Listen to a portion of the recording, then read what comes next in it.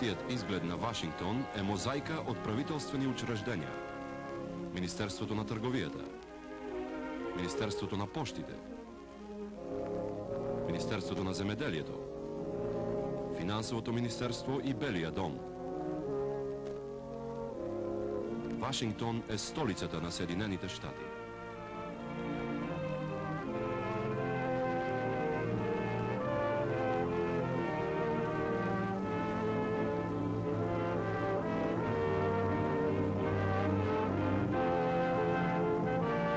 Град на правителствени сгради и на паметници. Паметници в чест на хора като Томас Джеферсон.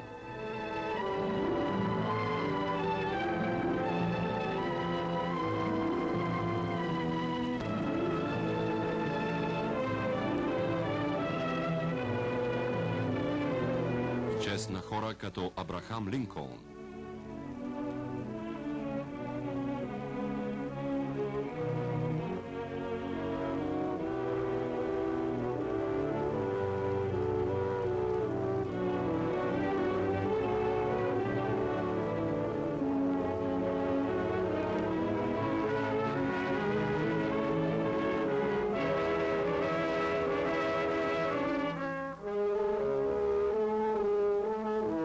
Сградите и паметниците се нравеха на Джони, но камъните са безжизнени и студени.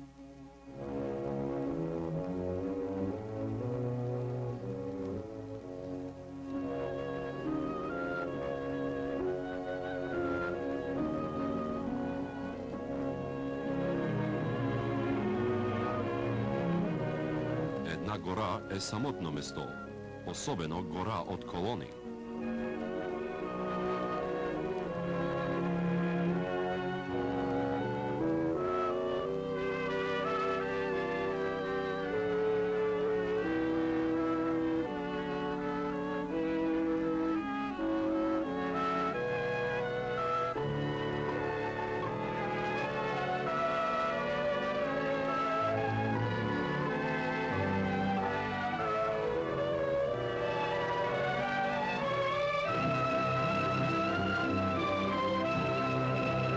Там имаше хора, цел милион, но хората, работещи в правителствените сгради, са презаети, поучавани да не разговарят за службата си с непознати. И ето, че пред дирекцията на народното здраве на Джони се бе отдал единствения му случай. Ах, извинете, моля, няма защо. И тя изчезна, нагоре по стълбите и от живота му. Друга възможност вече не се отдаде на Джони да си има водачка из Вашингтон. Джейн щеше да му бъде отлична водачка. Тя познаваше столицата, усещаше нейния пулс. Тя бе едно от тия момичета на правителствена служба. Жалко, че той не се запозна с Джейн. Тя е типична представителка на стотици като нея. И много я бива за химичка. Джейн нямаше да се хвали много, ако бе разказала на Джони за работата си. Аналитичната химия не е особено привлекателна. Сухо еднообразие, би казала тя. Бутилки, епруветки, миризми и сума отпадъци, които трябва да изхвърляш постоянно, щом като свършиш с един опит и пристъпиш към друг. Не постигаш голями лични успехи, които да ти вдъхват чувството, че завладяваш нови хоризонти. Но почакай, случая с Колумбия миналата година. Реномето на Джейн се бе издигнало тогава.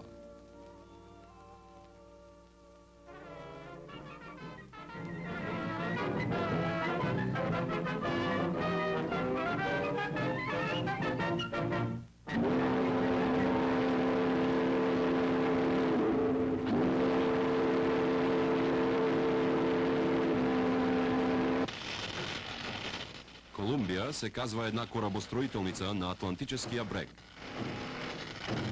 Злото се появи в работилница номер 4. Отначало Джим не му обърна внимание, че какво е проста кашница за един оксиженист. Но на следващата заран Майкъл го склони да се прегледа, като му разказа за туберкулозата на брат си. Джим най-сетне го послуша и отиде в амбулаторията. Може би докторът ще му даде нещо за тоя бодеж в гърдите. Той каза на Майкъл, че ще се върне след 10 минути. Тепърва, изкачвайки се по скелята на парахода, Джим усети, че свет му се вие. Той нас малко щеше да залитне и падне. Като че ли добре ще е да се прегледа човек. Работа го чакаше. Срокът за строежа на такъв параход е само 30 дни. Трябва да си пази здравето. Не, на Джим ни на ум не му идеше, че това бе нещо сериозно. Но докторът се начумери. Не му харесваше тая кашлица, нито хриптенето в Джимовия гръден кош. Всъщност, докторът силно се загрижи. Не, това не бе туберкулоза, нито нещо хроническо. Но Джим страдаше от остра инфекция. Ела в съседната стая, ще прегледам гърдите ти с рентгенови лъчи. Да, така и предполагах. Белодробно възпаление, виждате ли? Едва е започнало. Момчето трябва веднага да си легне. Ще се върна скоро. Джим може да почака малко, реши докторът. Стотици други работници са в опасност. Трябва да слеза в номер 4. Вентилационната система сигурно се е повредила. Но когато провери тръбата, по която пресен въздух прииждаше в работилницата, той установи, че налегането бе нормално. Странно, изглеждаше в пълна изправност, досуж като другите оксиженни работилници в заводите. Докторът не можеше да си го обясни. Той реши да вземе предпазни мерки. След като нареди всички оксиженисти да си поставят нарочни дихателни маски, той се свърза по телефона с Вашингтон. Те пристигнаха след 2 дена. Вещи лица от службата за народно здраве, експерти по индустриална хигиена. Своего рода медицински детективи.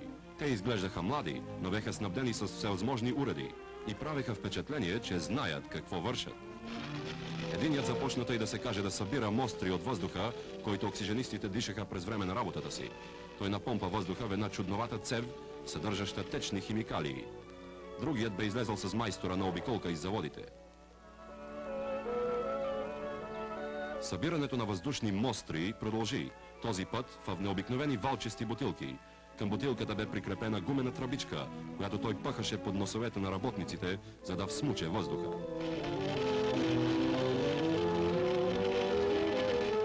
И другият момък бе започнал да събира. Той поиска мостри на проводите, оксиженните карбонати и други материали, употребявани в работилницата. И още повече въздух. Около една наелектризирана игла той завинти стъклена цев. Този инструмент събираше праха и частиците дим, които се носеха във въздуха.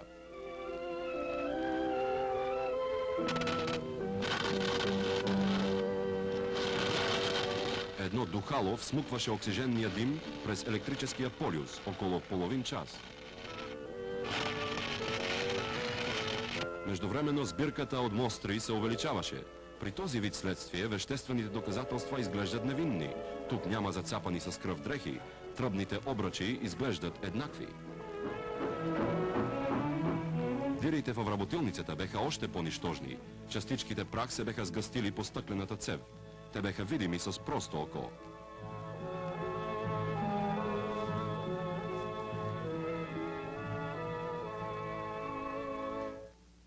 Детективите донесоха трофеите си в главното бюро за индустриална хигиена в Вашингтон.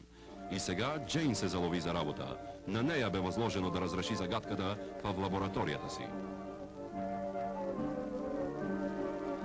Първо тя си осигури помощта на колегите си. Тя даде на асистента чудноватите цеви с течни химикали и му каза да измери количеството желязо във всяка мостра. Той е обикновената процедура, от която проличава колко е тежък димът. На другата страна на лабораторията бе готов шепердовия апарат, който служи за анализиране на въздуха. Този човек можеше да определи дали имаше достатъчно кислород във въздуха, който работници дишаха в една корабостроителница, отстояща на 2000 километри. След това беха разпределени мострите на материалите. Някъде в тези мостри се намираше отровата, която рушеше белите дробове на стотици хора. Трябваше да се установи какво и къде е тази отрова. Тъй като че зло се крие в велически път, младата створи с сина, може лизира.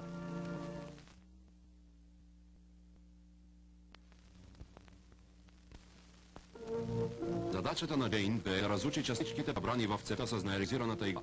Но те намереха ровата във въздуха и в острите, работата им ще да бъде причина. Дайки по видна тръбна бръч, реши да търси цинк.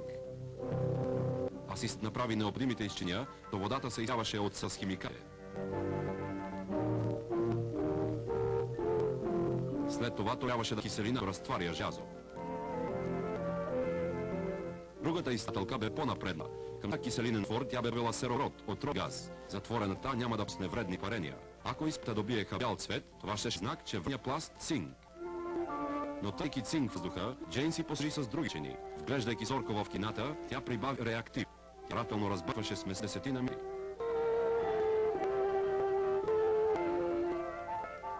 Отиде да види какво прави асистентът и с железни твор. Той бе ние, че изпъта не беха достатъчно гъст. Претънето на тата от един опит свършил един вид игра. Но не е и да положа досията нужни за стигането резултат. Той сигурно е вършил работа хиляди. Бе научен дава на всяка мостра най-съсредоточено внимание грижливо. До сега цвет реактива ваше вече да се изменил цинка. И ето, че се и първата изненада. Сфери с една пълна смет и установи, че цветът бе до същия. Но бе, че пънките не държаха цик. И като че ли нямаше нищо предно във въздух, като газови анализ доказа изобилие на крот. Значи сигурно бе, че работне в номер 3 не се решаваха.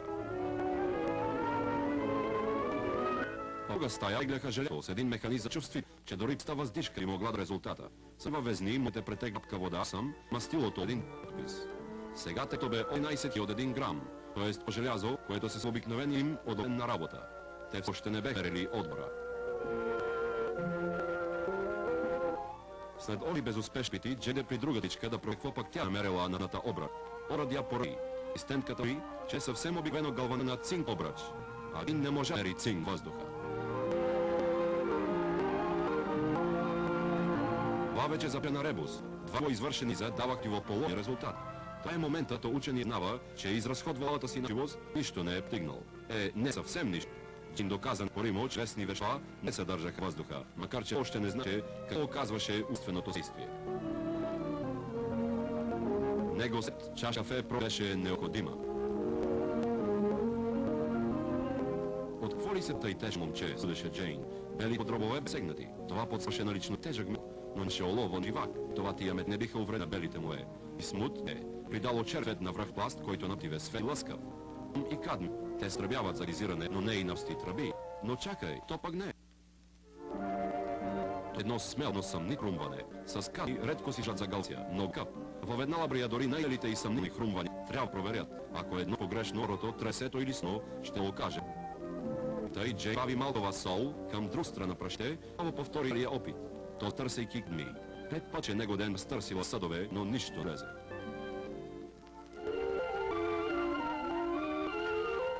Сега успе, цветът места си, ровните изпния във въз беха кави, а бе налучва правил път.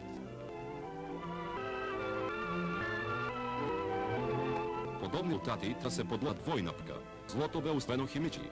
Та отговоряваше да се устовери сектографа в лабораторията по физика. Дейн поста част от отените прахи в сушилка. Спектографът е апарат, който има едно вещество такъв начин, че му химични елементи дават в ви черти. Тя прави изсушените праши от два електрически полюс и почнаха да го... След като да се прояви, тя ще да се беди. Получи се мка на кай. Дейн изита радно удовлетворение. Джин врачи дода на началка си. Тя му каза от първо бъркала заради покритите с тръпчи, но че истинната причина е кадмий. Кадмий не се сваше на начека. 1 милион частица от гма е доста да отрови кубически метър. Изчисления на Джейн сочеха 10 пъти по-голямо количество. Сега началник зае с този въпрос. Нито той, нито инженерите беха чули че кадми потребява оксижениране на метали. Какво се не види там в коя? Той скоро ще знае. Докторът не вярна ушите си. Да, вашите работят кадмиоре. Добре ще е да усте откъде иде. Разбира се, ще установство невероятно. Докторът призна, че кадми ответстваше симптоми. Когато знаеш какво тъж лесно,